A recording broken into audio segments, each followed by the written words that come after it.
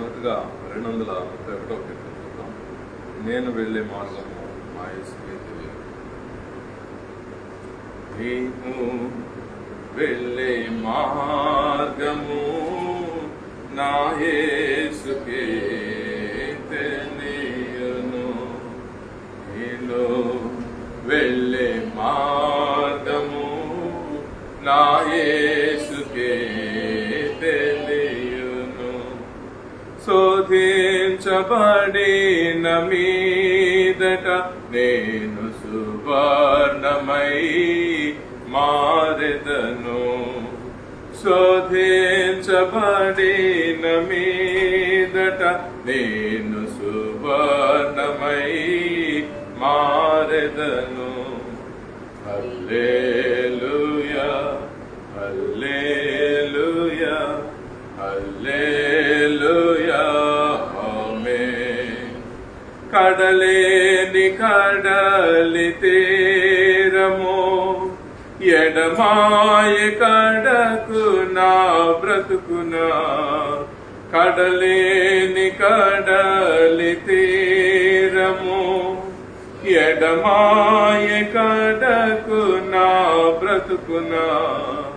గురిలేని తరుణాన వేరువగా నాదరినే నిలిచేవా నా ప్రభు.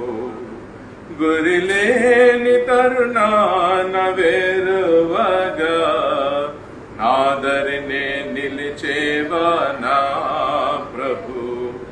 నేను వెళ్ళే మార్గము నా యేసుకే తెలియను.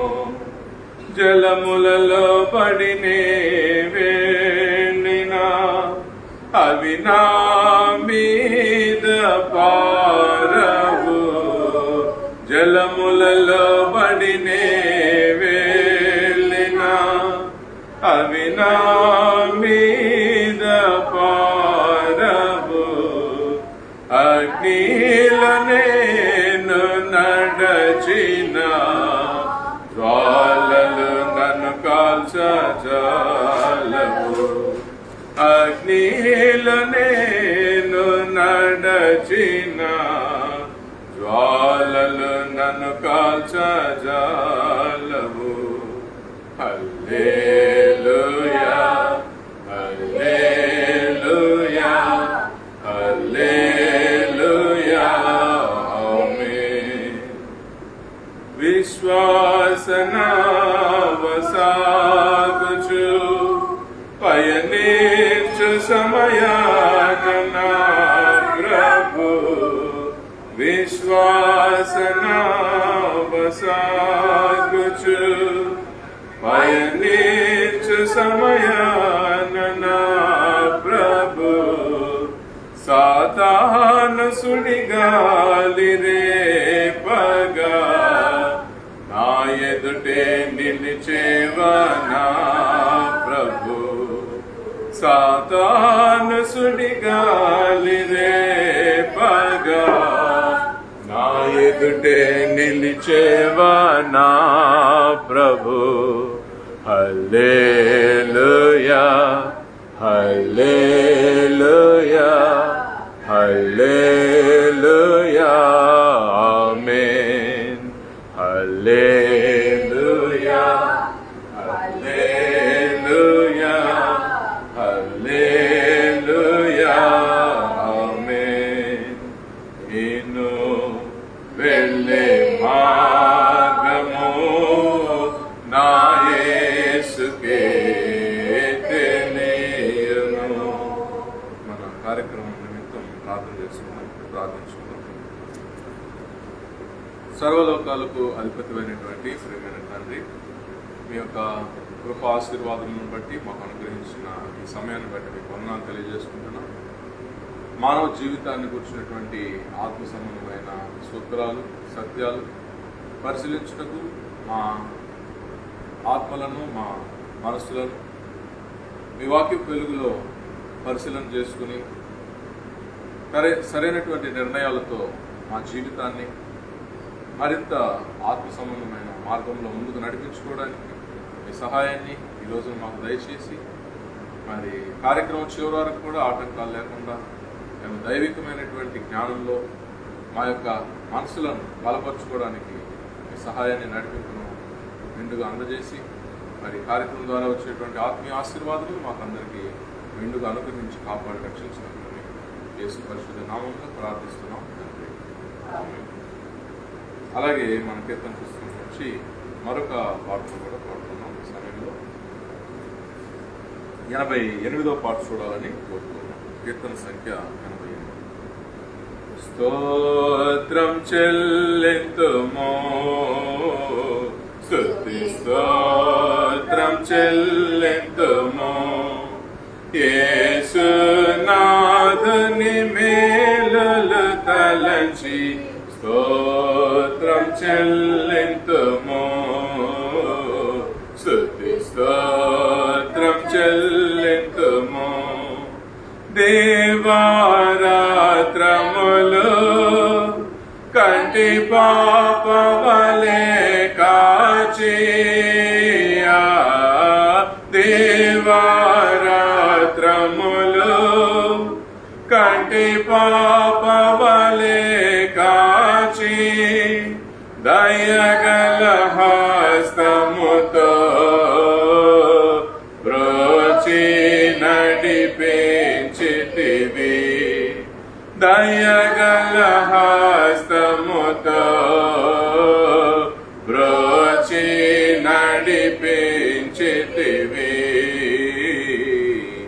స్తోత్రం చెల్లింతుమో, స్తుతి స్తోత్రం చెల్లింతుమో. సజీవయాగముగా మా శరీరము సమర్పించి, సజీవయాగముగా మా శరీరము సమర్పించి, సంపూర్ణ సిద్ధినందా శుద్ధాత్మను నొసగితివి, సంపూర్ణ సిద్ధినందా శుద్ధాత్మను నొసగితివి. స్తోత్రం చెల్లింతుమో, స్తుతి స్తోత్రం చెల్లింతుమో. యేసునాథుని మేలులు తలంచి స్తోత్రం చెల్లింతుమో, స్తుతి స్తోత్రం చెల్లింతుమో. మనకు అనుగ్రహించిన సమయాన్ని బట్టి దేవుని వందనాలు స్తోత్రాలు తెలియజేసుకుంటున్నాం. ఈ సమయంలో మన ఆత్మీయ సందేశాన్ని మనం ధ్యానం చేద్దాం.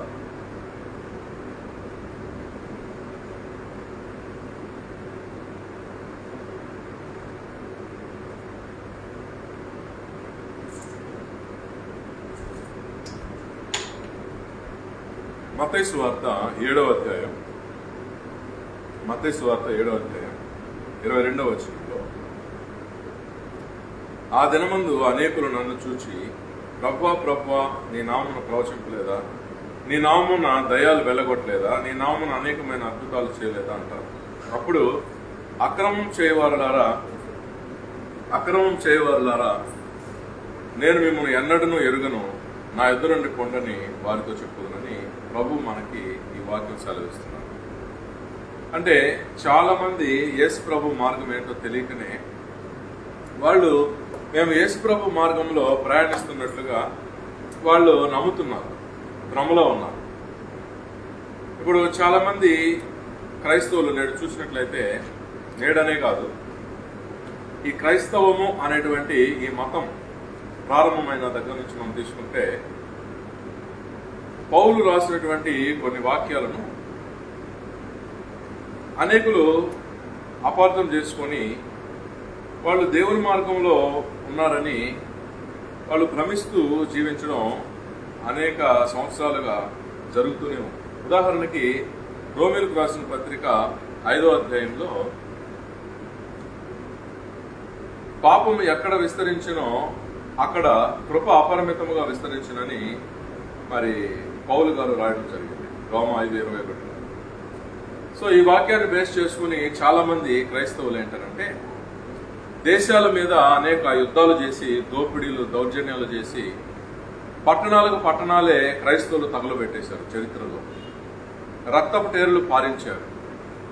అంటే వాళ్ళ నమ్మకం ఏంటంటే పౌలు చెప్పేశాడు కదా, మేము యేసు ప్రభుని నమ్ముతున్నాం కాబట్టి మేము ఎన్ని యుద్ధాలు చేసినా ఆ యుద్ధాల్లో ఎంతమంది స్త్రీలను వాళ్ళ మానాలు అపహరించినా ఎన్ని సంపదలు మేము కొల్లగొట్టి దోచుకున్నా ఎంత అన్యాయాలు దౌర్జన్యాలు మేము చేసినా మేము ఎంత పాపం చేసినా అంత కృప మాకు ఎక్కువగా ఉంటుందని క్రైస్తవ దేశాలు ప్రపంచ చరిత్రలో అనేకమైనటువంటి యుద్ధాలు చేయడం జరిగింది. కానీ యేసు ప్రభు అంటారు, వాళ్ళు చనిపోయిన తర్వాత వాళ్ళ ఆత్మల్ని ఆయన మీట్ అయినప్పుడు అసలు మీరు చేసిందంతా అక్రమమే, ఇంత అక్రమం చేసిన వాళ్ళు అసలు మీరెవరో కూడా నాకు తెలియదు అంటాడు. ఇది వాస్తవం. కాబట్టి యేసు ప్రభు ప్రకారంగా ఏది సక్రమము ఏది అక్రమము అనేది శిష్యులైనటువంటి వాళ్ళు తెలుసుకోవాలి. మత్తయి సువార్త 7:12 మనుషులు మీకు ఏమి చేయాలని మీరు కోరుకుంటారో అదే విధంగా మీరు కూడా వాళ్ళకి చేయండి అని యేసు ప్రభువులు బోధించడం జరిగింది. అంటే ఆయన దృష్టిలో సక్రమమైనది ఏంటంటే మనుషులు మన పట్ల ఎలా ప్రవర్తించాలని ఆలోచించాలని మనుషులు మనతో ఎలా మాట్లాడాలని మనం కోరుకుంటామో అదే విధంగా మనుషుల ఎడల మనం ప్రవర్తించాలి, వాళ్ళతో మాట్లాడాలి, వాళ్ళ విషయంలో మనం ఆలోచించాలని యేసు ప్రభు కోరుకుంటూ ఉన్నారు. ఇది ఆయన దృష్టిలో సక్రమం. కాబట్టి మనుషుల నుంచి మనం ఏమి ఎక్స్పెక్ట్ చేస్తామో, ఎలాంటి బిహేవియర్ మనం ఎక్స్పెక్ట్ చేస్తామో, ఎలాంటి ప్రవర్తన మనం ఎక్స్పెక్ట్ చేస్తామో అదే బిహేవియర్ని అదే ప్రవర్తనని ఎదుటి మనిషికి మనం అందించడం నేర్చుకోవాలి. ఇది యేసు ప్రభు చెప్పినటువంటి సూత్రం.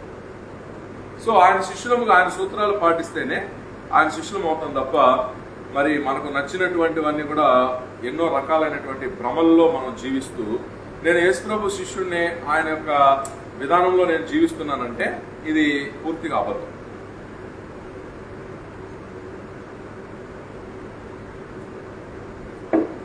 ఒక మనిషి జీవితాన్ని మనం ఏ విధంగా దాన్ని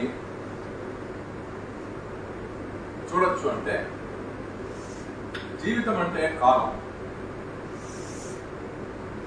పుట్టేటప్పుడు కాలం స్టార్ట్ అవుతుంది, మరణించేటప్పుడు కాలం ఎండ్ అవుతుంది. సో జీవితం అంటే కాలం.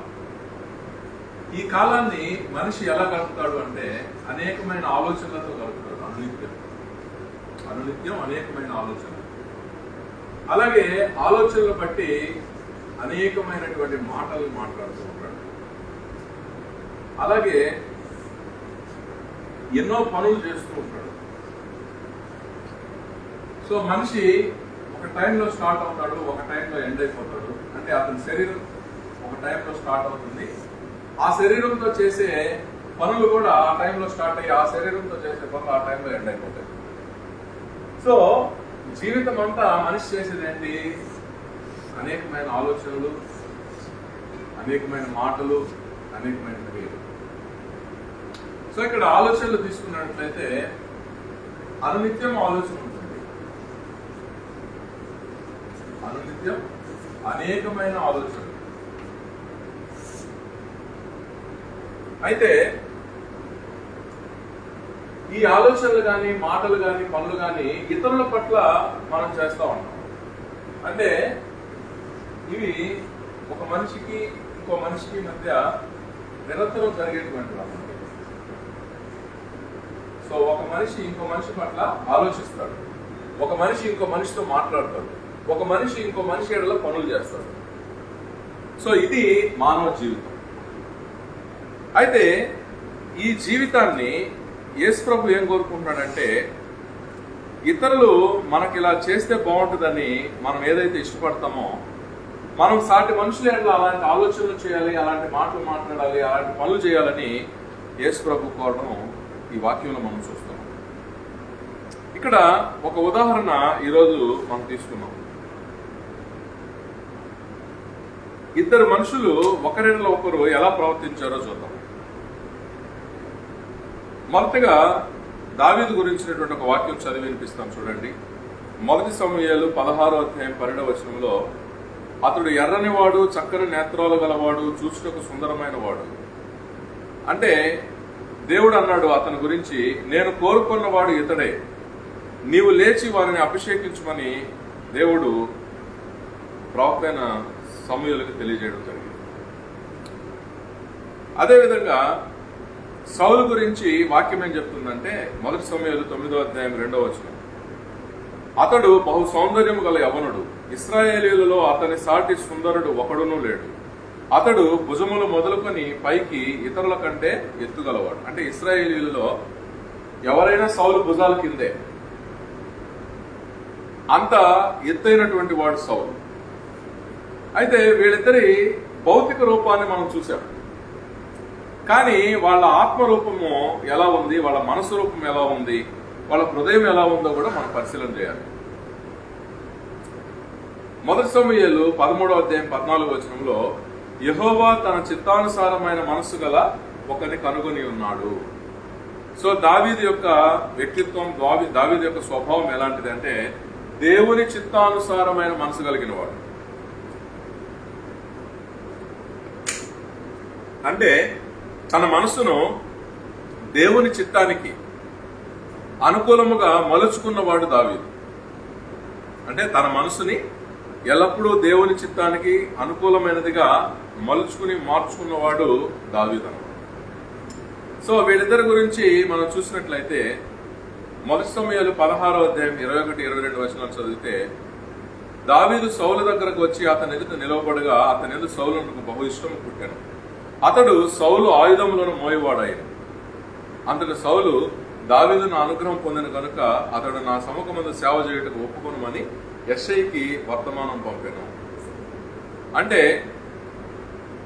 ఫస్ట్ సౌలు ఆయుధాలను మోసేవాడుగా దావీదు తన ఉద్యోగం ప్రారంభించాడు. సౌలు ఆయుధాలు మోయడం ఆయన పని. అయితే దావీదు ఎలా ఉన్నాడు అంటే 1 సమూయేలు 18వ అధ్యాయం 5వ వచనంలో, దావీదు సౌలు తనను పంపిన చోట్లకు ఎల్లను పోయి సుబుద్ధి కలిగి పని చేసుకుని వచ్చిన కనుక సౌలు యోధుల మీద అతనిని నియమించాడు. సో మొదట ఎలా ఉన్నాడు, ఆయుధాలు మోసేవాడిగా తన జీవితం స్టార్ట్ అయ్యింది. క్రమేణా ఇతను చేసే పనులు చాలా ఎక్సలెంట్ గా, పర్ఫెక్ట్ గా ఉండబట్టి సౌలు ఏం చేశాడంటే, మహా యుద్ధ వీరులు, యోధులు, శూరులు, యుద్ధంలో ఎంతో నైపుణ్యం కలిగినటువంటి వాళ్ళు ఎవరైతే ఉన్నారో వాళ్ళ మీద అధిపతిగా సౌలు దావీదును నియమించడం జరిగింది. ఆ పనిని ఎంత బాగా చేశాడంటే జనులందరి దృష్టికి, సౌలు సేవకుల దృష్టికి దావీదు అనుకూలుడై ఉండేది. తనకు అప్పగించినటువంటి పనిని ప్రజలందరూ మెచ్చే విధంగా, సౌలు సేవకులు ఎంతమంది ఉన్నారో వాళ్ళందరూ మెచ్చే విధంగా దావీదు పనులను చేయడం అనేది జరిగింది. సో ఆ విధంగా చేయబట్టి ఏం జరిగింది, 1 సమూయేలు 18వ అధ్యాయం 13వ వచనంలో, కాబట్టి సౌలు అతనిని తన యొద్ద ఉండనీయక సహస్రాధిపతిగా చేశాడు. అతడు జనులకు ముందు వచ్చుచు పోవచ్చు ఉండేది. మరియు దావీదు సమస్త విషయములలో సుబుద్ధి కలిగి ప్రవర్తింపగా యెహోవా అతనికి తోడుగా ఉండేది. సహస్ర అంటే 1000. సో 1000 మంది మీద దావీదుని సౌలు అధిపతిగా నియమించడం జరిగింది. దావీదు మనస్తత్వాన్ని బట్టి దేవుడు ఆయనకు ఎల్లప్పుడూ కూడా తోడుగా ఉండడం ఈ వాక్యంలో మనం చూసుకోవాలి. తర్వాత 1 సమూయేలు 24వ అధ్యాయం 17-18 వచనాల్లో దావీదుతో ఇట్లనెను, యెహోవా నన్ను నీ చేతికి అప్పగింపగా నన్ను చంపక విడిచినందుకు ఈ దినమున నీవు నా అపకారమునకు ఉపకారము చేసిన వాడవై నా ఎడల నీకున్న ఉపకార బుద్ధిని వెల్లడి చేస్తేవి కనుక నీవు నాకంటే నీతిపరుడవు అని చెప్పి ఇక్కడ సౌలే దావీదుతో మాట్లాడటం మనం చూస్తున్నాం. అంటే ప్రతి ఒక్కరికి కూడా కనిపించే రూపం ఉంటుంది, కనిపించని రూపం ఉంటుంది. సో కనిపించే రూపంలో ఏముంటాయి, ఎవరికైనా కూడా కళ్ళు ఉంటాయి, దీంతో చూపు అనేది ఉంటుంది. ఎవరికైనా కూడా కనిపించే రూపంలో చెవులు ఉంటాయి, దీని వలన ఏం దొరుకుతుంది, వినికిడి జ్ఞానం దొరుకుతుంది. అందుకే చెవులు కళ్ళు జ్ఞానేంద్రియాలు అని తెలియజేయబడుతుంది. జ్ఞానేంద్రియాలు. కళ్ళేమో చూపు జ్ఞానాన్ని ఇస్తే చెవులేమో శబ్ద జ్ఞానాన్ని మనకి ఇవ్వడం జరుగుతుంది. అందుకని కళ్ళు కానీ చెవులు కానీ జ్ఞానేంద్రియాలు. ఆ తర్వాత మనకి ముక్కు అనేది ఇవ్వబడింది. సో ఈ ముక్కు ద్వారా ఏం జ్ఞానం వస్తుంది? వాసన జ్ఞానం వస్తుంది. అందుకని ముక్కు కూడా జ్ఞానేంద్రియం. అలాగే మనకి నోరు తీసుకున్నట్లయితే నోట్లో నాలుక అనేది ఉంది. సో ఈ నాలుక ద్వారా రుచి అనేటువంటి జ్ఞానం వస్తుంది. అందుకని నాలుక కూడా ఒక జ్ఞానేంద్రియం. సో ఇక్కడ మనం తీసుకున్నట్లయితే మనిషికి 5 జ్ఞానేంద్రియాలు ఉన్నాయని వాక్యం ఎవరైనా కూడా గ్రహిస్తున్నాం. జ్ఞానేంద్రియాలు 5 జ్ఞానేంద్రియాలు ఉన్నాయి. ఇవి కనిపించే ఇంద్రియాలు. కనిపించే ఇంద్రియాలు, కనిపించని ఇంద్రియాలతో దేవుడు మానవుడిని నిర్మించాడు. సో ఇక్కడ 5 జ్ఞానేంద్రియాలు కనిపిస్తూ ఉన్నాయి. కళ్ళు కనిపిస్తాయి, దాని ద్వారా చూపు లభిస్తుంది. చెవులు కనిపిస్తాయి, దాని ద్వారా వినికిడి లభిస్తుంది. ముక్కు కనిపిస్తుంది, దాని ద్వారా వాసన తెలియబడుతుంది. నాలుక కనిపిస్తుంది, నోరు కనిపిస్తుంది, దాని ద్వారా రుచి తెలుస్తుంది. సో ఇవన్నీ కూడా మనకు కనిపించేటువంటి జ్ఞానేంద్రియాలు. అయితే దేవుడు మన లోపల కనిపించని ఇంద్రియాలు కూడా పెట్టడం జరిగింది. ఇప్పుడు ఉదాహరణకి బుద్ధి అనేది మన అంతరంగంలో ఉంటుంది, కానీ ఇది బయట కనపడదు. సో బుద్ధి యొక్క షేప్ ఇలా ఉంటుందని ఎవరు చెప్పలేదు. చెవి షేప్ ని ఈ విధంగా మనం రాసి చూపించవచ్చు, కానీ బుద్ధి షేప్ ఇలా ఉంటుందని ఎవరు చెప్పలేదు. కాబట్టి బుద్ధి అనేది కనిపించనటువంటి అంతరింద్రియము, కనిపించని అవయవము బుద్ధి. మరి దావీదుకి కూడా బుద్ధి ఉంది, కానీ ఈ బుద్ధి ఎలాంటిది అంటే ఉపకార బుద్ధి అంట. అంటే దావీదుకు ఉండే బుద్ధికి మన బుద్ధికి ఏంటి తేడా? దావీదుకు ఉండేటువంటి బుద్ధి ఉపకార బుద్ధి. అంటే ఎల్లప్పుడూ ఆయన ఏదో ఒక మేలు చేస్తాడు. ఉపకారం చేయడం అంటే మేలు చేయడం. సో మేలు చేసేటువంటి బుద్ధి దావీదుకు ఉండడం వాక్యంలో మనం గమనిస్తున్నటువంటి సంగతి అన్నమాట. మేలు చేసేటువంటి బుద్ధి. ఇక్కడ సౌలుకి బుద్ధి ఉంది, దావీదుకి బుద్ధి ఉంది. మొదటి సమూయేలు 28వ అధ్యాయం 17వ వచనంలో యెహోవా తన మాట తన పక్షముగానే నెరవేర్చున్నాడు. నా ద్వారా ఆయన సెలవిచ్చి ఉన్నట్టు నీ చేతి నుండి రాజ్యమును తీసివేసి నీ పొరుగువాడైన దావీదునకు దాన్ని ఇచ్చి ఉన్నాడు. ఈ ఉపకార బుద్ధిని చూసి దేవుడు తన రాజ్యాన్ని దావీదుకు అప్పగించడం మనం చూస్తూ ఉన్నాం. దావీదు జీవితాన్ని మనం గమనిస్తూ వస్తుంటే మొదటి సమూయేలు 18వ అధ్యాయం 30వ వచనం, ఫిలిష్తీయుల సర్దారులు యుద్ధానికి బయలుదేరుచు వచ్చిరి. వారు బయలుదేరినప్పుడెల్లను దావీదు బహు వివేకం కలిగి ప్రవర్తించుచు రాగా సౌలు సేవకులందరికంటే అతని పేరు బహుగా ప్రసిద్ధికెక్కెను. ఇక్కడ ఏం జరిగింది అనంటే, ఉపకార బుద్ధి కలిగినటువంటి దావీదు చేసేటువంటి, మనం ముందే అనుకున్నాం, మానవ జీవితానికి కాలం ఉంది. మానవ జీవితం అంటే కాలం. శరీరంలోకి వచ్చినప్పుడు కాలం స్టార్ట్ అవుతుంది, శరీరాన్ని మరణంలో వదిలేసినప్పుడు కాలం ఎండ్ అయిపోతుంది. సో కాలం బిగినింగ్ నుంచి కాలం ఎండింగ్ వరకు కూడా మరణ పర్యంతము మనిషి అనేకమైన ఆలోచనలు చేయాలి, అనేకమైన మాటలు మాట్లాడాలి, అనేకమైనటువంటి పనులు చేయాలి. ఇది ఇతర మనుషుల ఎడల చేయాలి. సో ఇతర మనుషుల ఎడల మన బుద్ధి ఎలా ఉంటే దాన్ని బట్టి ఇతరుల గురించి ఆలోచనలు వస్తాయి. మన బుద్ధి ఎలాంటిదో దాన్ని బట్టి ఇతరుల గురించి మనం మాట్లాడతాం. మన బుద్ధి ఎలాంటిదో దాన్ని బట్టి ఇతరుల ఎడల మనం చేసే పనులు ఆధారపడి ఉంటాయి. అందుకని ఇక్కడ ముఖ్యమైనటువంటిది ఏంటి అంటే మన బుద్ధిని మనము వాక్యానుసారంగా ఆలోచిస్తే స్వస్థ బుద్ధిగా మార్చుకోవాలి. బైబిల్ గ్రంథం ఏం తెలియజేస్తుంది అంటే, అందరికీ బుద్ధి ఉంటుంది, కానీ ఏ రోగాలు లేనటువంటి ఆరోగ్యకరమైనటువంటి బుద్ధిని మానవుడు కలిగి ఉండాలని బైబిల్ ప్రబోధిస్తుంది. స్వస్థ బుద్ధి అన్నాడు బైబిల్. స్వస్థ బుద్ధి అంటే రోగాలు లేకుండా ఆరోగ్యంగా ఉండేటువంటి బుద్ధి స్వస్థ బుద్ధి. సో ఏ బుద్ధి అయితే రోగాలు లేకుండా ఉంటుందో ఆ బుద్ధి ఉపకారం చేసేటట్టుగా ఉంటుంది. సాటి మనుషులకు పనులు చేసినా, సాటి మనుషులతో మాట్లాడినా తద్వారా వాళ్ళకు మేలు కలుగుతూ ఉంటుంది, ఉపకారం కలుగుతూ ఉంటుంది. దావీదు యొక్క బుద్ధి స్వస్థ బుద్ధి, అందుకే ఆయన బుద్ధి ఉపకార బుద్ధి. కాబట్టి ఆయన ఏ పని చేసినా అందులో అందరికీ మేలు కలిగేది. దానివల్ల ఏం జరిగింది, సౌలు సేవకులకు అందరికంటే కూడా ఎంత పేరుందో వాళ్ళకంటే కూడా గొప్ప పేరు ప్రఖ్యాతులు దావీదుకు రావడం జరిగింది. కాబట్టి మరి దావీదు యొక్క జీవితంలో జరుగుతున్నటువంటి అనేకమైనటువంటి విషయాలను మనము పరిశీలించుకుంటూ వస్తున్నాం. మరి 1 సమూయేలు 18వ అధ్యాయము 8-9 వచనాల్లో ఆ మాటలు సౌలునకు ఇంపుగా ఉండనందున అతడు బహుకోపము తెచ్చుకొని, దావీదుకు 10,000 కొలదని నాకు 1,000 కొలదని స్తుతులు పాడుతున్నారే, రాజ్యము తప్ప మరి ఏమి అతడు తీసుకునగలడు అనుకోనండి. కాబట్టి నాటి నుండి సౌలు దావీదు మీద విషపు చూపు నిలిపెను. దావీదుకు పేరు ప్రఖ్యాతులు ఎక్కువైపోయినాయి.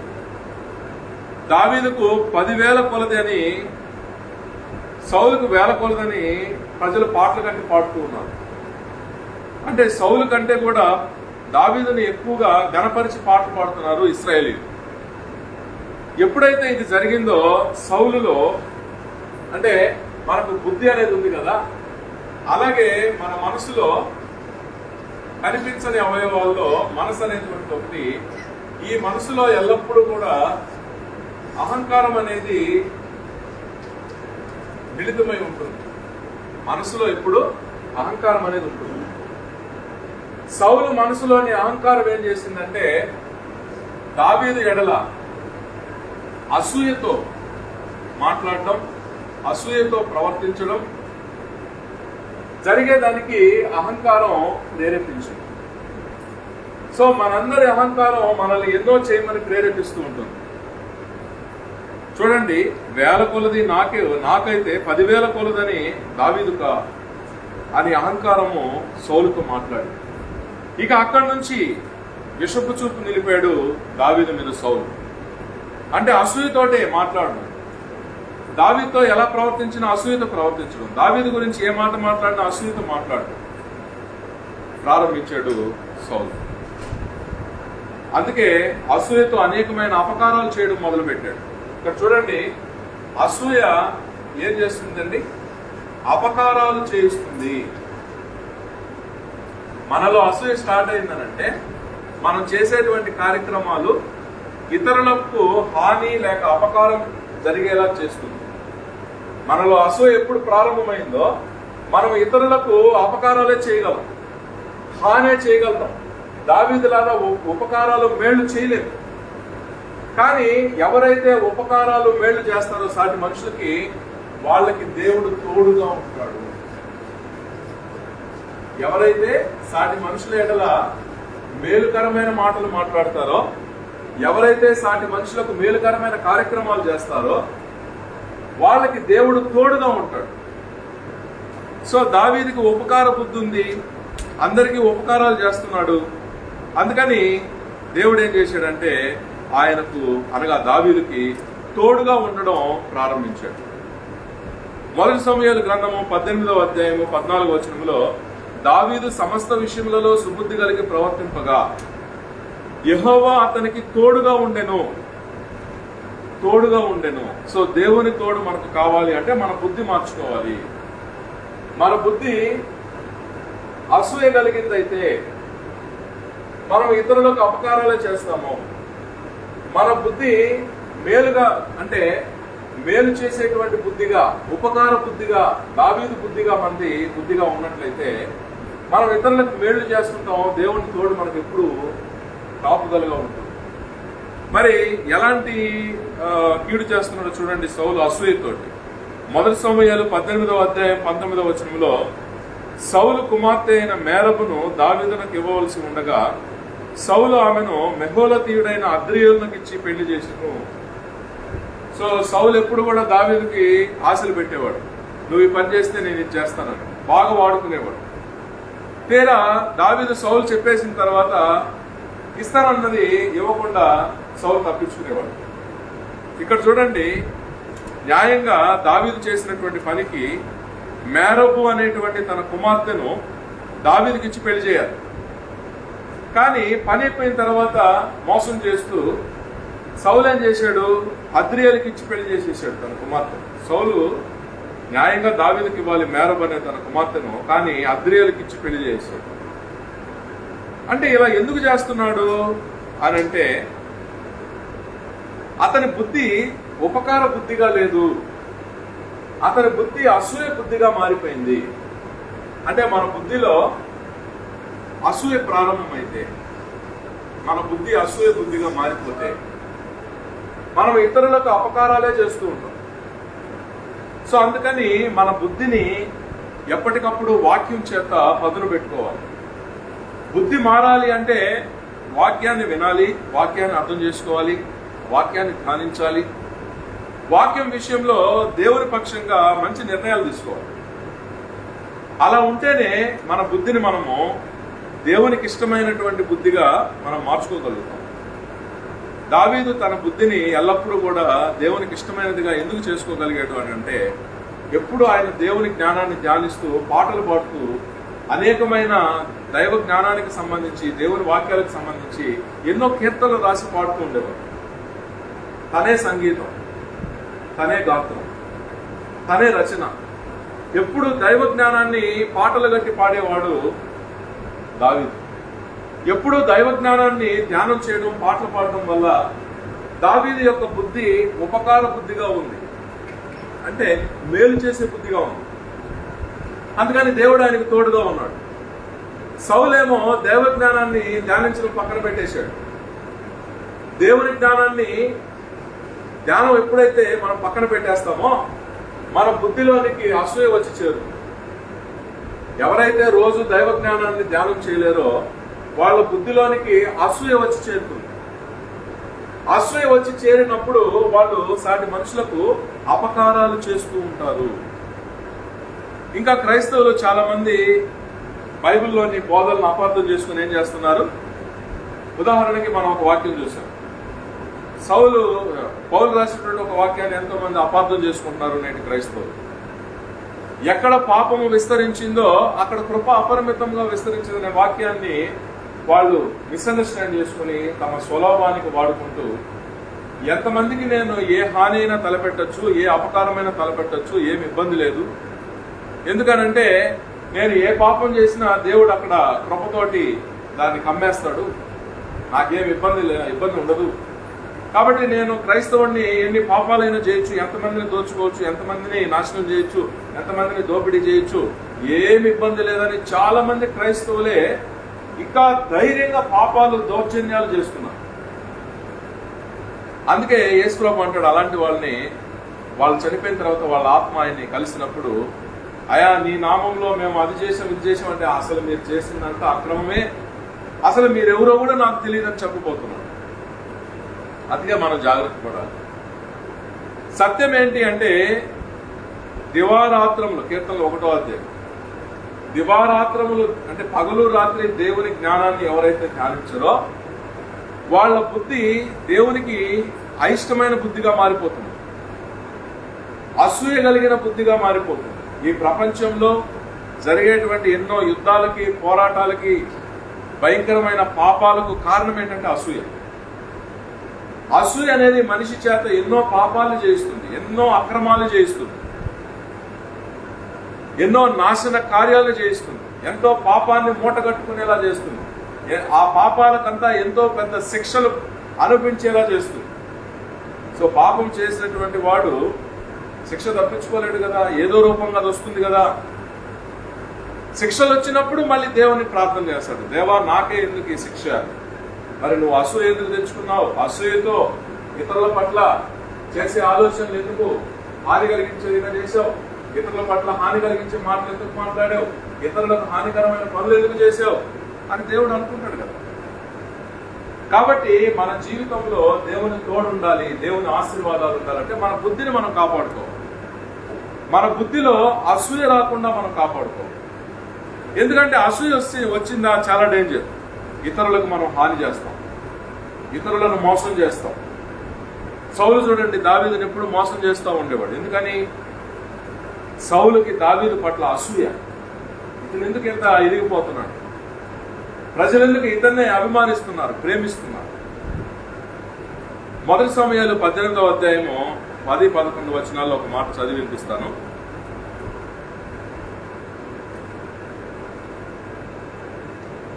ఎప్పుడైతే మన బుద్ధిలో దేవునికి అనుకూలమైనటువంటి వ్యక్తిత్వ లక్షణాలు లేవో, దీనివల్ల సమస్య ఏంటి అంటే, అలాంటి మనిషిలోనికి దురాత్మల యొక్క నివాసం అనేది ప్రారంభమవుతుంది.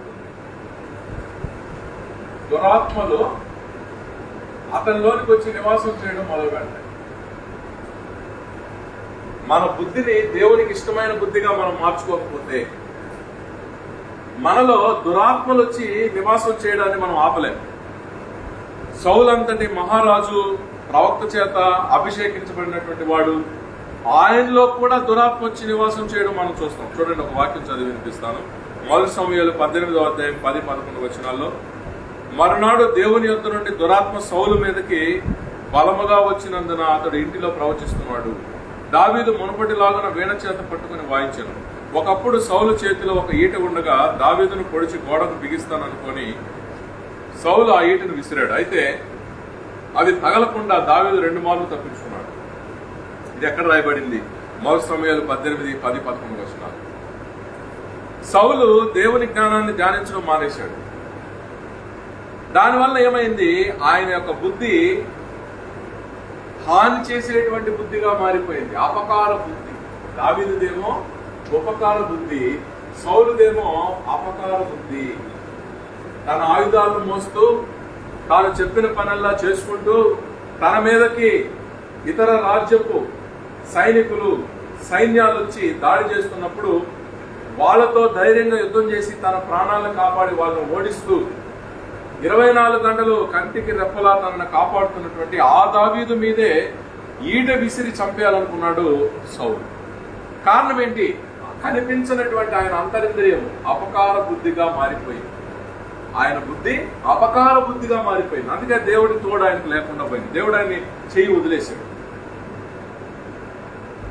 కాబట్టి ఇక్కడ మనం చూసినట్లయితే ఎప్పుడు కూడా దావీదేమో సౌలు పట్ల ఉపకార బుద్ధితో ఉన్నాడు. చూడండి, మొదటి సమయాలు 19వ అధ్యాయం 8వ వచనం. తరువాత యుద్ధము సంభవించినప్పుడు దావీదు బయలుదేరి ఫిలిష్తీయులతో యుద్ధము చేసి వారిని ఓడించి వెనుకకు పారదోలెను. సౌలు మీదకి ఎప్పుడు సైన్యాలు యుద్ధానికి వచ్చినా తన ప్రాణాలకు తెగించి తన ప్రాణాలను అడ్డేసి దావీదు సౌలుని కాపాడుకుంటూ వస్తున్నాడు. ఉపకార బుద్ధి ఆయన. మరి సౌలుది ఏం బుద్ధి? అపకార బుద్ధి. సో అపకార బుద్ధితో ఏం చేస్తున్నాడు? మొదటి సమయాలు 19వ అధ్యాయం 10-12 వచనాలు చదివి వినిపిస్తాను. సౌలు ఒకే దెబ్బతో దావీదును గోడకు పొడుచుదనున్న తాత్పర్యము కలిగి ఈట విసిరెను. దావీదు అతని ఎదుట నుండి తప్పించుకొని పారిపోయాడు. ఉదయమున అతని చంపవలనని పొంచి ఉండి దావీదును పట్టుకొనుటకై సౌలు అతని ఇంటికి దూతలను పంపగా దావీదు భార్య అయిన మీకాలు, ఈ రాత్రి నీ ప్రాణమును నీవు దక్కించుకుంటేనే గాని రేపు నువ్వు చంపబడదు అని చెప్పి కిటికీ గుండా దావీదును దింపగా అతను తప్పించుకొని పారిపోయాడు. తన సొంత ఇంట్లో సౌలు కుమార్తెతో భార్యతో ఉంటే కూడా ఆ సమయంలో కూడా అరే ఇతన్ని చంపేస్తే నా కూతురు విధవరాలైపోద్ది అని కూడా లేదా సౌలు. భార్యాభర్తలు ఒక దగ్గర ఉన్నప్పుడు కూడా ఆయన చంపడానికే ట్రై చేస్తున్నాడు, దూతల్ని పంపిస్తున్నాడు అక్కడికి. సరే, సౌలుకి హెల్ప్ చేసి వీణ వాయించి దురాత్మను తరిమేద్దామని దగ్గరకు వస్తే దగ్గరకు వచ్చిన ప్రతిసారి ఈట విసిరి చంపే ప్రయత్నం చేస్తున్నాడు. కారణం ఏంటి? అపకార బుద్ధి. మన బుద్ధి ఎలా ఉందో దాన్ని బట్టే దేవుని తోడు మనకు ఉంటుంది. అలాగే మొదటి సమయాలు 21వ అధ్యాయం మొదటి 3 వచనాల్లో దావీదు నోబులో యాజకుడైన అహీమెలెకు వద్దకు వచ్చాడు. నీ వద్ద ఏమి ఉన్నది? 5 రొట్టెలు గాని మరేమి గాని ఉంటే నాకిమ్మని యాజకుడైన అహీమెలెకుతో అన్నాడు. సాక్షాత్తు రాజు పక్షంగా యుద్ధం చేసి రాజు ప్రాణాలను కాపాడినటువంటి వాడు, ఆకలికి అలమటిస్తూ దేవుని మందిరాలు ఎక్కడుంటే అక్కడికి పోయి ప్రధాన యాజకులను అడిగి వాళ్ళకి చందాగా కానుకగా వచ్చిన రొట్టెలు అడుక్కొని భిక్షగాడుగా బ్రతుకుతున్నాడు దావీదు. ఏంటి కారణం? సౌలు యొక్క అపకార బుద్ధి. ఎందుకంటే ఎక్కడున్నా చంపేస్తాడు. మరి ఏదైనా పని చేస్తే కదా మరి ఆహారం వస్తుంది, పని చేసుకొని ఇస్తే కదా సౌలు. దావీదు ఎక్కడికి పోతే అక్కడ చంపేయడానికి వస్తున్నాడు. మరి పని లేదు, పని లేకపోతే ఆహారం లేదు, ఇంకేం చేయాలి? భిక్షాటం చేయాలి, అడుక్కోవాలి.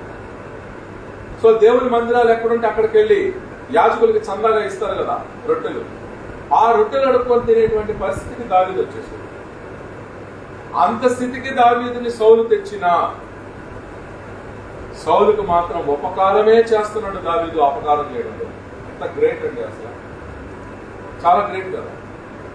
కాబట్టి మొదటి సమయాలు 19:18 అలాగున దావీదు తప్పించుకొని పారిపోయి సమూయేలు వద్దకు వచ్చి సౌలు తనకు చేసింది అంతటిని అతనికి తెలియజేయగా అతడును సమూయేలును బయలుదేరి నా యొద్దకు వచ్చి అసట కాపురం ఉంది. కాబట్టి సమూయేలు ప్రవక్త గోడ చెప్పుకున్నాడు, అయ్యా ఇంట్లో ఉంటే చంపేస్తున్నాడు, సరేనని నేను అరణ్యాలకు పోతే చంపడానికి వస్తున్నాడు, ఎక్కడికి పోయినా చంపడానికి వస్తున్నాడు అంటే అప్పుడు సమూయేలు ఆయనకు తోడుగా ఉండి కూడా తీసుకోపోవడం జరిగింది. తర్వాత మొదటి సమయాలు 22వ అధ్యాయంలో దావీదు అక్కడి నుండి బయలుదేరి అదుల్లాము గుహలోనికి తప్పించుకొని పోగా అతని సహోదరులు అతని తండ్రి ఇంటి వారు ఆ సంగతి విని అతని వద్దకు వచ్చేది. చూసారా, గుహల్లోకి తప్పించుకొని పోతున్నాడు దావీదు. ప్రధాన యాజకుల దగ్గరకు పోతే ప్రాణాలు కాపాడుకోవడానికి వెళ్ళిపోతున్నాడు. అట్లాగే చూడండి 6వ వచనంలో, మరియు ప్రవక్తకు గాదు వచ్చి కొండల్లో ఉండక యూదా దేశం పారిపోమని దావీదుతో చెప్పినందున దావీదు పోయి హారెతు అడవిలో చొచ్చెను.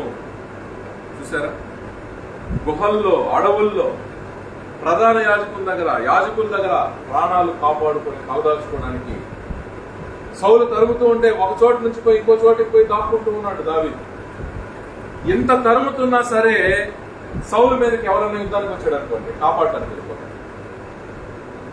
ఆయనేమో నిరంతరం సౌలు తరుముతుంటే పారిపోతూ దాక్కుంటూ ఉంటాడు. సౌలు మీదకి ఎవరు వచ్చినా ఈయన ఎదురుగా పోయి తన ప్రాణాలు అంటేసి సౌలు కాపాడతాడు. ఈ రోజుల్లో ఎవరుంటారు చెప్పండి? ఇలా ఉపకార బుద్ధి కలిగినటువంటి వాళ్ళు ఈ రోజుల్లో చాలా తక్కువ అండి. సో ఉపకార బుద్ధి కలిగి ఉండడం అనేది చాలా దేవునికి ఇష్టమైనటువంటి బుద్ధి. దేవుడు మన అంతరింద్రియాలు పరిశీలిస్తూ ఉన్నాడు. అందుకని అంతరింద్రియాలు బాగా ఉంటే దేవుడు మనల్ని ఎంతగానో ఇష్టపడతాడు, ఆయన మనకు తోడుగా ఉంటాడు. అలాగే మొదటి సమయాలు 24 మొదటి 2 వచనాల్లో సౌలు ఫిలిష్తీయులను తరుముట మాని తిరిగి రాగా దావీదు ఏన్గేది అరణ్యంలో ఉన్నాడని అతనికి వర్తమానం వచ్చింది. అప్పుడు సౌలు ఇశ్రాయేలీలందరిలో నుండి 3000 మందిని ఏర్పరచుకుని వచ్చి కొండ మేకలకు వాసములకు శిలా పర్వతాల మీద దావీదును అతని జనులను వెతకడానికి బయలుదేరాడు. కొండలు మేత వేయడానికి వెళ్లే శిలా పర్వతాల దగ్గర దావీదు దాక్కుంటున్నాడు, అరణ్యాల్లో గుహల్లో అడవుల్లో దాక్కుంటున్నాడు. సో ఒక్కడిని చంపడానికి 3000 మందిని ఏర్పాటు చేసుకుని ఆయుధాలతో సౌలు రాజు దావీదుని ఎదుర్కొని పరుగుతున్నాడు. చూసారు, ఇంత అపకారం చేస్తా ఉన్నా సరే ఆయన్ను న్యాయం అడుగుతున్నాడు తప్ప ఒక్క కీడు చేయడానికి కూడా దావీదు ఇష్టం లేదు. చూడండి ఎలా మాట్లాడుతున్నాడు. మొదటి సమయాలు 20వ అధ్యాయం 1వ వచనం, పిమ్మట దావీదు రామాలోని నాయోతు నుండి పారిపోయి యోనాతాను వద్దకు వచ్చి, నేను ఏమి చేశాను? నేను చేసిన దోషం ఏంటి? నా ప్రాణం తీయ వెతుకున్నట్లు నీ తండ్రి దృష్టికి నేను చేసిన పాపం ఏమని వాళ్ళ కొడుకుతో తన గోడు చెప్పుకుంటున్నాడు. అంతే తప్ప ఒక్క అపకారం కూడా చేయలేదు. తర్వాత మొదటి సమయాలు 23-29 తర్వాత దావీదు అక్కడి నుండి పోయి ఏన్గేది అనేటువంటి ప్లేస్కి వచ్చి కొండ స్థలాల్లో నివాసము చేయుచుండెను.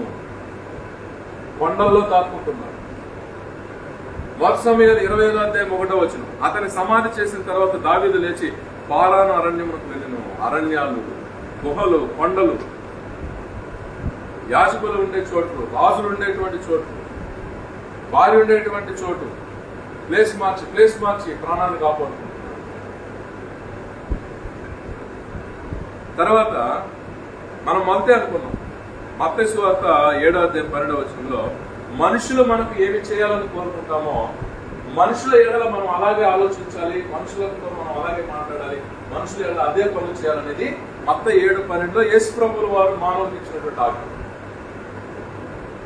సో సౌలు ఎప్పుడు కూడా అపకార బుద్ధి కలిగి పారిపోతున్నటువంటి దావీదుని చంపే ప్రయత్నం, అపకార ప్రయత్నమే చేశాడు. ఇక్కడ సూత్రం ఏంటంటే, ఎందుకు యేసు ప్రభు ఆజ్ఞ ఇచ్చాడు? మనుషుల నుంచి మనం ఏం ఎదురు చూస్తున్నామో వాళ్ళకి అదే ఇవ్వాలని ఎందుకు ఈ ఆజ్ఞ యేసు ప్రభు ఇచ్చాడు? ఎందుకు ఇచ్చాడు అంటే దాని వెనకాల ఉండేటువంటి కారణం ఏమిటంటే, మనుషులకు మనం ఏమి చేస్తామో తిరిగి అదే అనుభవిస్తాం. ఇది దైవ సూత్రం. మనుషులకు ఏమి జరగాలని కోరుకుంటామో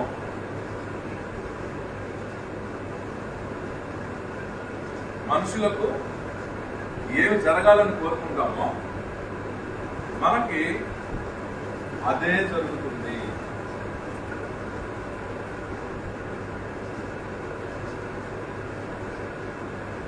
మనుషులకు ఏ అపకారం చేయాలనుకుంటామో మనకు అదే అపకారం జరుగుతుంది.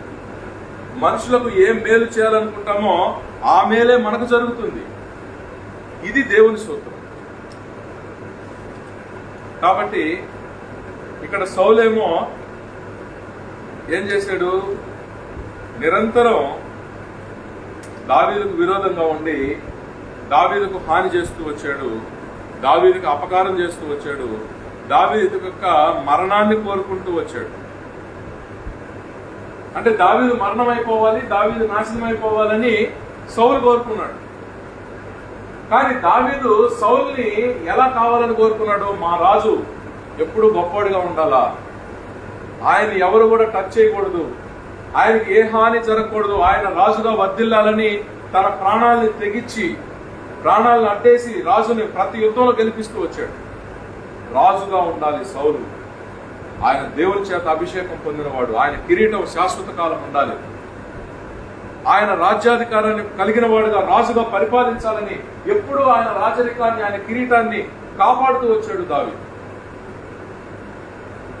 కాబట్టి ఏదైతే దావీదు సౌలుకు కోరుకున్నాడో మరి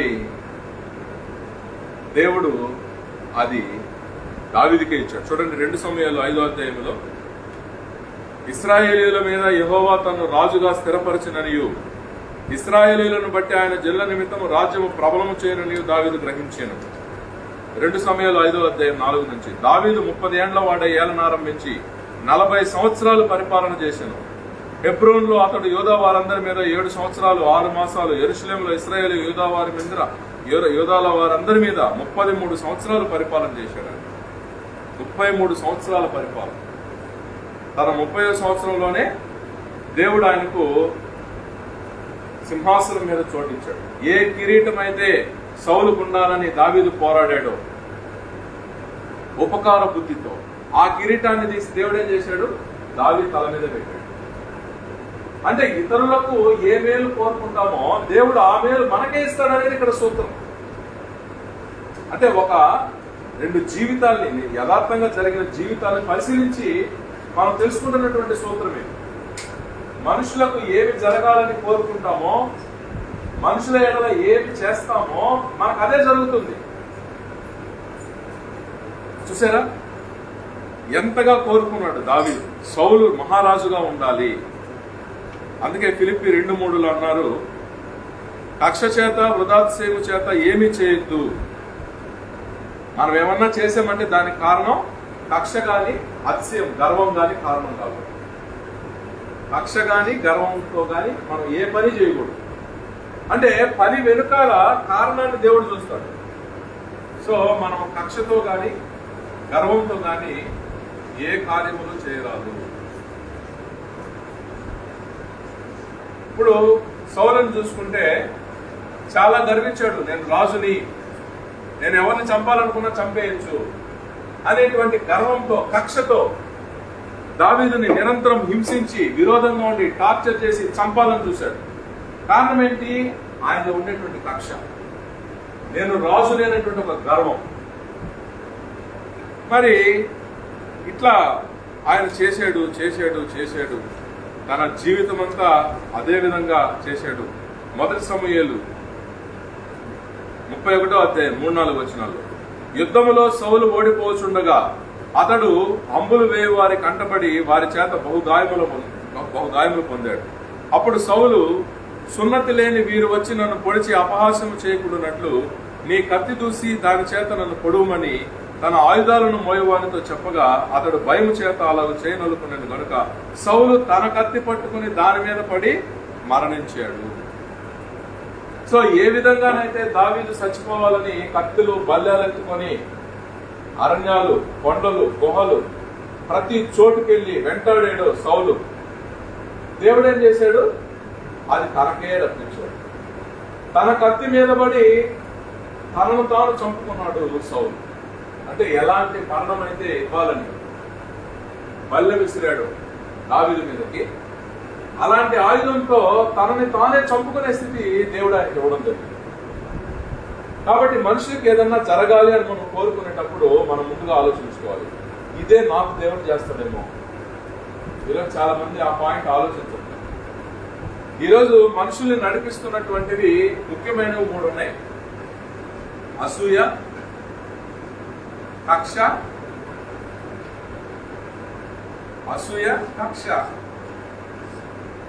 మూడోది గర్వం. ఇప్పుడు డబ్బులు ఎక్కువైపోయినాయి అనుకోండి, గర్వంతో సాటి మనుషులకు ఎన్నో చేయడాన్ని హానికరమైన కార్యాలు చేస్తూ ఉన్నారు. ధనం ఎక్కువైపోతే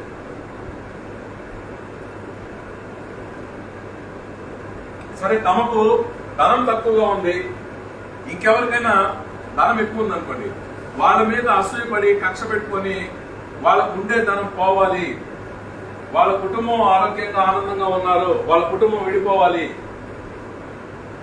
వాళ్ళ కుటుంబ సభ్యులు ఎందుకు సంతోషంగా ఉన్నారు, వాళ్ళు తగులు వేసుకొని విడిపోవాలి, వాళ్ళు ఒకరికొకరు కనపడకుండా దూరం అయిపోవాలి, వాళ్ళకి ఎందుకు ఇంత డబ్బుతో ఆనందంగా ఉన్నారో వాళ్ళ డబ్బులంతా కరిగిపోవాలి, వాళ్ళ డబ్బులు చేతుల్లో నిలబడకూడదు, వాళ్ళు పేదవాళ్ళు అయిపోవాలి, రోడ్డు మీద పడాలి అని కక్షతో అనేక కార్యక్రమాలు చేస్తున్నారు, చేతపట్టు చేపిస్తున్నారు, అనేక రకాలైన తంత్రాలు చేపిస్తున్నారు. కారణం ఏమిటి అంటే వారిలో ఉండేటువంటి అసూయ, వారిలో ఉండేటువంటి కక్ష, వారిలో ఉండేటువంటి గర్వం. సో నా దగ్గర డబ్బు ఉంది, నేను చేతపడి చేపించేస్తాను, ఎవరిని ఎక్కడ పెట్టాలో అక్కడ పెడతాను అంటే గర్వం అన్నమాట. నాకు డబ్బులు ఉన్నాయి కాబట్టి క్షుద్ర శక్తుల్ని లేపి బాగా ఆరోగ్యంగా, ప్రేమగా, సంతోషంగా ఉన్న వాళ్ళు కూడా సర్వనాశనం చేసేస్తాను, అంటే నాకు డబ్బులనే చేస్తాను, గర్వం. కాబట్టి ఆలోచించాల్సిన సూత్రం ఏంటంటే దావీదుని అలాగే హింసించాడు సౌలు. ఎందుకు? గర్వంతో. నేను రాజునే, నా ఇష్టం ఏమని చేస్తాను అనుకున్నాను. కానీ ఏ గతి అయితే దావీదుకు పట్టించాలనుకున్నాడో అదే గతి దేవుడు సౌలుకు పట్టించడం జరిగింది. ఏ ఆయుధంతోనైతే చంపాలనుకున్నాడో అదే ఆయుధంతో తనను తానే చంపుకునేటువంటి పరిస్థితిని దేవుడు సౌలుకు తీసుకొని వచ్చాడు. అందుకే మనం ఒక ఆలోచన చేసే ముందు, ఒక మాట మాట్లాడే ముందు, ఒక పని చేసే ముందు మనం ఆలోచించుకోవాలి. ఉపకారంతో ఆలోచిస్తున్నానా, ఉపకారం చేసే మాటలు మాట్లాడుతున్నానా, మేలు చేసే పనులు చేస్తున్నానా, లేక సౌలులాగా అపకారం బుద్ధితో ఆలోచన చేస్తున్నానా, అపకారం చేసేటువంటి మాటలు మాట్లాడుతున్నానా, హాని కలిగించేటువంటి పనులు చేస్తున్నానా? ఎందుకంటే రేపు నాకు అదే జరుగుతుంది. నేను ఇతరులకు ఏ హాని చేస్తానో ఆలోచనలతో, మాటలతో, క్రియలతో ఆ హాని దేవుడు నా మీదకే రప్పిస్తాడు. సౌలు అంతటా ఆయన మీదకే రప్పించాడు. ఆఫ్టర్ మనం ఎంత? సౌలు అంటే సామాన్యమైన వ్యక్తి, దేవుని చేత, మహాప్రవక్త అయిన సమూయేలు చేత అభిషేకం పొందినటువంటి ఆయన. మరి అటువంటి ఆయనే దావీదుకు నిరంతరం విరోధంగా ఉండి దావీదుకు హాని చేయడమే జీవితంగా ఆయన జీవించినప్పుడు ఆయన కత్తితో ఆయనే పొడుచుకొని చచ్చిపోయేటువంటి ఆ యొక్క దుర్గతిని దేవుడు ఆయనకి ఇవ్వలేదా? మరి మనం ఎంత చెప్పండి. అందుకని మన బుద్ధి ఉపకార బుద్ధిగా, దావీదుకు ఉండే ఉపకార బుద్ధిగా మన బుద్ధిని మనం మార్చుకుంటే ఎన్ని ఆపదలు, ఇబ్బందులు, కష్టాలు, శ్రమలు ఎదురవుతున్నా దావీదుకు ఎదురైనటువంటి ఇబ్బందులతో పోల్చుకుంటే మన ఇబ్బందులు ఎంత?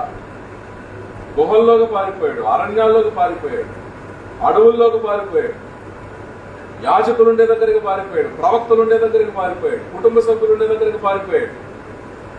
ఎక్కడికి పారిపోయినా, పర్వతాలు, గుహల్లోకి పారిపోయినా సౌలు వేల మందిని కూడా వెంటేసుకుని చంపడానికి తరుముకుంటూ వచ్చాడు.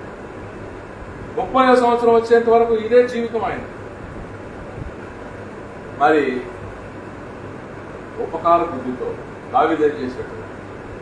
దేవుని చేత అభిషేకించబడినటువంటి సౌలు కిరీటం శాశ్వత కాలం ఉండాలి, ఆయన్ని ఏ రాజు ఓడించకూడదు అని చెప్పి ఆయన తరఫున ఈయన తన ప్రాణాలు అడ్డేసి ఆయన్ని గెలిపిస్తూ వచ్చాడు. కానీ ఒకరోజు వచ్చింది, పాపం పండిపోయింది. దేవుడు ఏం చేశాడు? ఏ మరణం అయితే ఆయుధంతో ఇవ్వాలని కోరుకున్నాడో దావీదు పట్ల, అదే మరణాన్ని తనకు తానే పొడుచుకుని ఇచ్చేటట్లుగా, తనకు తానే మరణం ఇచ్చుకునేటట్లుగా దేవుడు సౌలు యొక్క జీవితాన్ని నిర్దేశించాడు. అందుకని మన జీవితం అంటే కాలం, శరీరంలోకి ఎంటర్ అయిన కాలం, శరీరం నుంచి బయటకు వచ్చే కాలం, ఈ మధ్యలో ఉండేదే మానవ జీవితం. అందులో మనకు ఆలోచనలు వస్తాయి, మాటలు వస్తాయి, పనులు వస్తాయి. ఇవి చేయగలం మనం. ఇవి చేసే అవకాశం, అధికారం దేవుడు మనకు మానవులమైన ప్రతి ఒక్కరికి ఇచ్చాడు. కానీ మన ఆలోచనల్లో మేలుండాలి, మన మాటల్లో ఇతరులకు మేలుండాలి, మన పనుల్లో ఇతరులకు మేలుండాలి. అది ఎప్పుడైతే ఉండదో ఎన్ని ఆపదలు, అవమానాలు, ఇబ్బందులు, కష్ట నష్టాలు వచ్చినా దావీదుకి దేవుడు తోడున్నట్టుగా మనకు కూడా దేవుడు తోడుగా ఉంటాడు అనేది ఇక్కడ బైబిల్ గ్రంథం నుంచి మనం నేర్చుకోదగినటువంటి చక్కటి సూత్రం. కాబట్టి ఇది వినడం కాదు, అనుదిన జీవితంలో పాటించడం గొప్ప. కాబట్టి అలాంటి శక్తిని దేవుడు మనకిచ్చి దేవుని ఆశీర్వాదాలకు దేవుడు మనల్ని పాత్రలుగా చేయాలని దేవుని ప్రార్థిస్తూ చూస్తున్నాం.